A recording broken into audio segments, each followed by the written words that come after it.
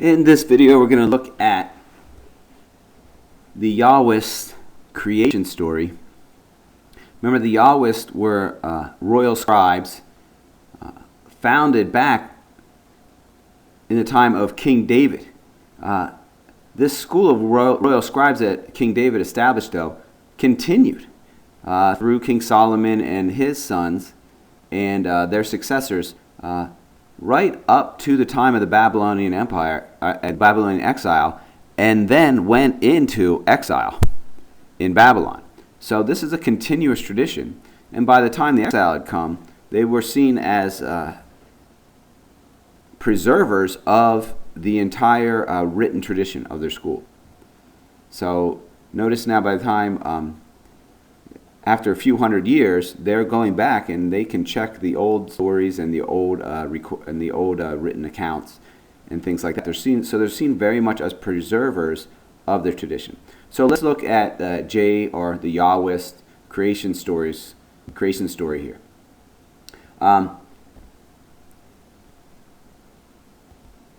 There's two major elements in the story, two major parts. The first one is largely contained in chapter 2, and that is the story of the creation and the Garden of Eden and humans. It's kind of the idyllic scene. It's when things are great.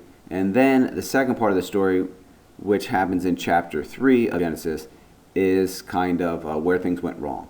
It's a story of human weakness, but also God's compassion and continued care for human beings despite what they did or did not do. The story was not created in a bubble. It draws on various Near Eastern myths, and it sets the stage for the particularly Israelite story of God's covenant with Abram and his descendants forever, and tells why we need this covenant so bad.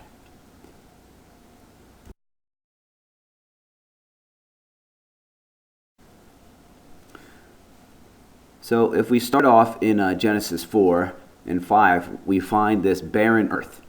This would have been something that would have touched a nerve with the ancient Israelites because this was the biggest challenge in their life. How to get enough water to irrigate their fields, or to feed their flocks, or just to provide enough to drink for their families every day.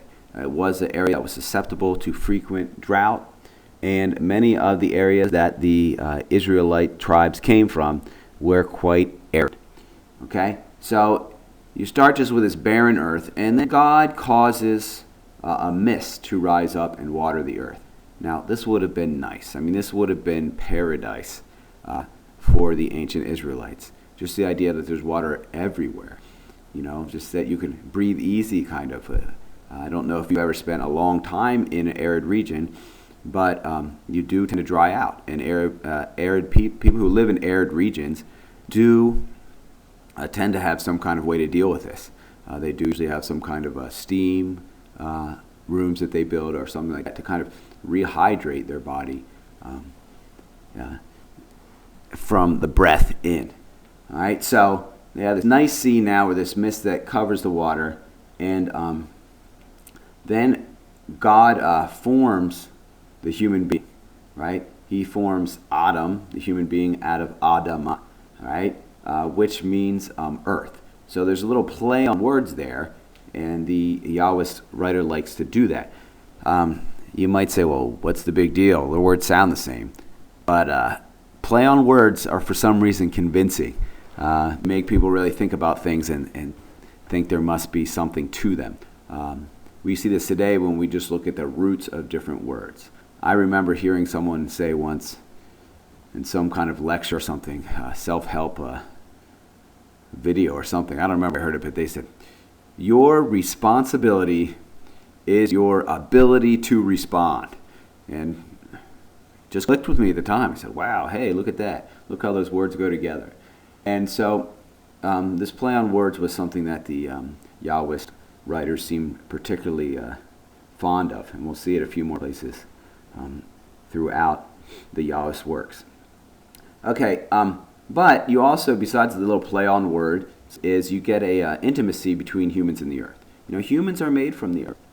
You'll see later in this creation story that humans are to care for the earth.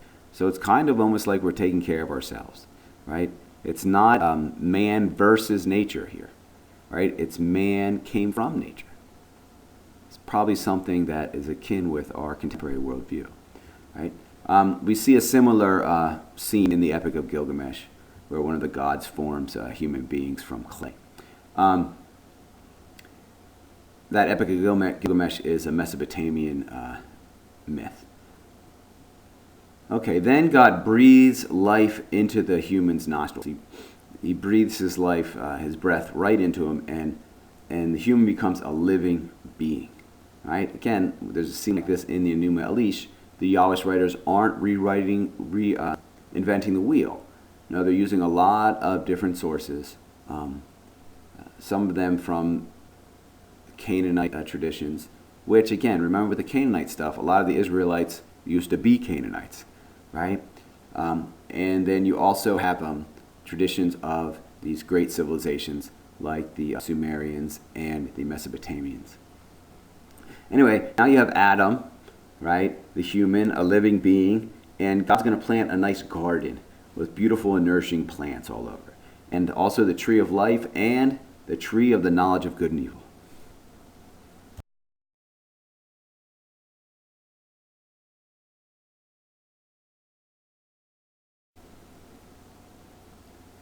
So at that point, there's a little break in the story, and we're told about the rivers, the four great rivers. Now, all the four rivers are said to be from the one source, the river that God causes to flow out of Eden.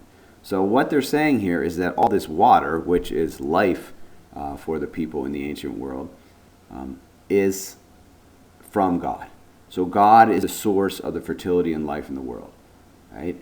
And so this is also going to discourage Israelites from thinking that fertility comes from participation in Canaanite or Mesopotamian cults, right? A lot of these, we already saw a little bit in the Enuma Elish how the idea that the crops would grow based on the procreative acts of the gods, right? So there were things that people would try to do to induce the procreative activities of the gods, and then they thought that would make the crops grow.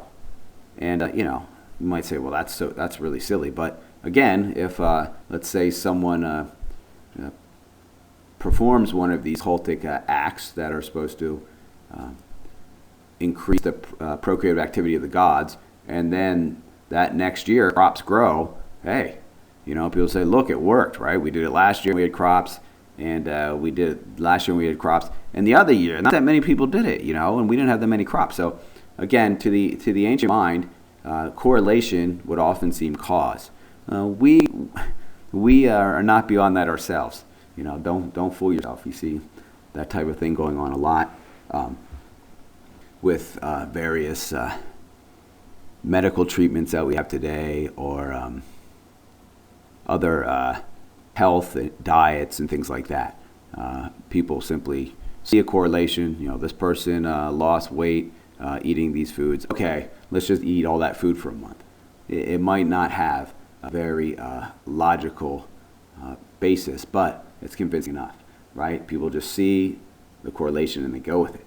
All right. So this was a big challenge for the Yahwist writers. They really wanted to get people more into the Israelite religion, into the Israelite tradition, into worship of Yahweh. And they wanted to get them away from participating in these other local cults. So in verse 15 then of chapter 2, the human, Adam, is identified as the one who will work and keep the garden. So this is a nice image of what a human being is for, what a human being is about. He's not a slave like in the Enuma Elish. The gods didn't create the human being because they didn't want to do the work themselves, right? No, here's got this nice garden, and God created the garden, and now he's going to keep the garden. He's sharing in the life of God in that way. It makes sense that people that were inspired by this tradition, the priestly writers wrote that man was created in the image and likeness of God. It's the same idea. You can see it there, which makes sense. Since the priestly writers were using these Yahwist writings as inspiration for their Christian story.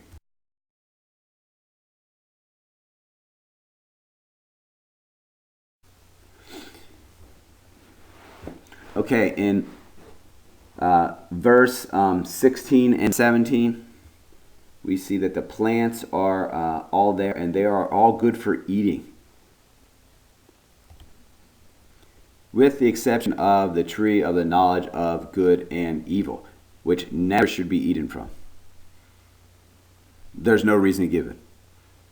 It's just you're not supposed to do it, right? Interesting scene here. God creates this garden, everything, and it's good. He gives it to the humans. Oh, eat everything that's here. Just don't eat this tree. Don't eat the fruit of this tree. Why? There's no reason given. In verses 18 to 20, God notices that it's not good for the human to be alone, right? Again, what do you have here? You have a God that cares about these human beings, right? In this case, there's just one of them, but he cares about him. He says, well, this is not working out for this guy, right? Let's do something. Again, this is very different than the Mesopotamian myths, where gods, create humans to do their work for them, and then you will see in the Mesopotamian version of the flood story, they try to flood the earth to kill the humans because the humans are too noisy. They're annoyed by the humans. They kind of detest them. God in the Israelite creation myths cares about the humans. He can tell Adam's a little bummed out, something's not quite right. And so he wants to make him a helper like near to him. Right? Now, Burge points out that this is a sign also of the communal nature of human beings, right? That it's not good for a human to be alone. Human beings were kind of made, it's part of our essence. Remember that for the ancient people, the origins of something showed what it really was. So, true human nature, if you really want to understand a human being, the story is saying, it's a human being is a person who is made for community. A person who is suitable to be in communion with others. Right? So God creates all the animals. There's no breathing into their nostrils, but they're acknowledged as living beings. Adam names all the animals, right? Which both, kind of verifies their status as living beings. They all get names. But also shows him sharing in the divine act of creation in a certain way. Again, it's another image, likeness and image of God thing that inspires the priestly writer later, right? However, none of them make a suitable partner. None of the animals are quite right. So, you see how much God cares. He just doesn't say, well, I tried, sorry, buddy, I guess you'll just kind of live a not quite fulfilled life. No, this is the Garden of Eden, and God is going to keep working on the process.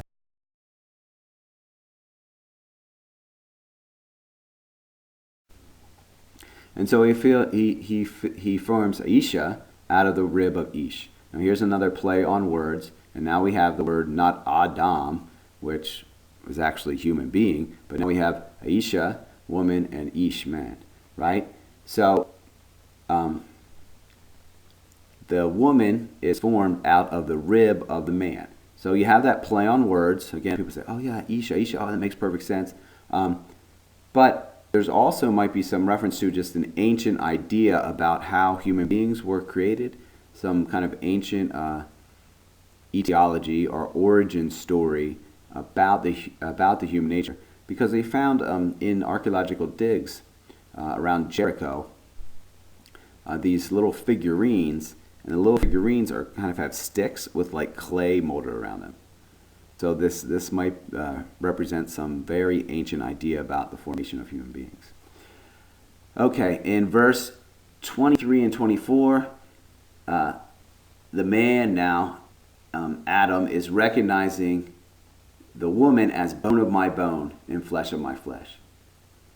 And verse 24 goes on to say, that is why a man leaves his mother and father and clings to his wife. So again, we might have this recognition of the communal nature of humanity. Say bone of my bone, flesh of my flesh.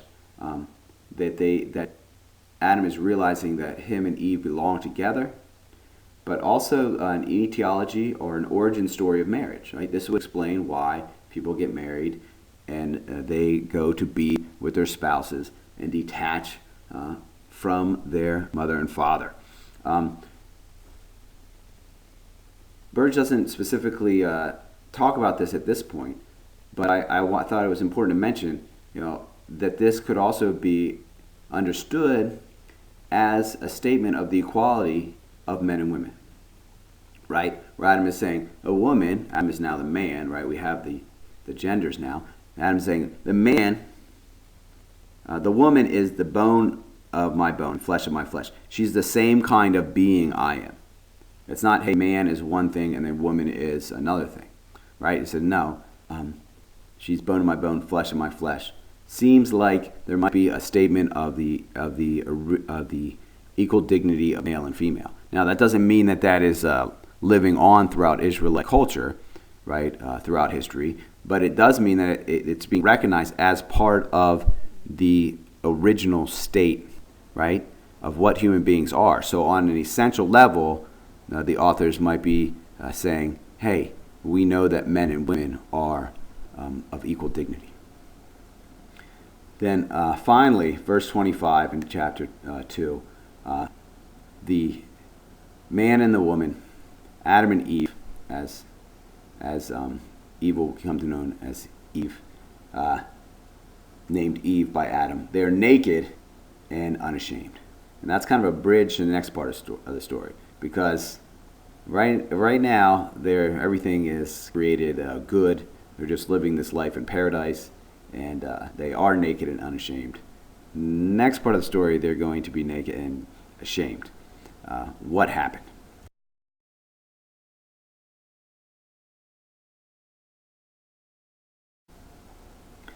All right, well, before we get there, let's just take a look a little bit at this idea of being naked and unashamed.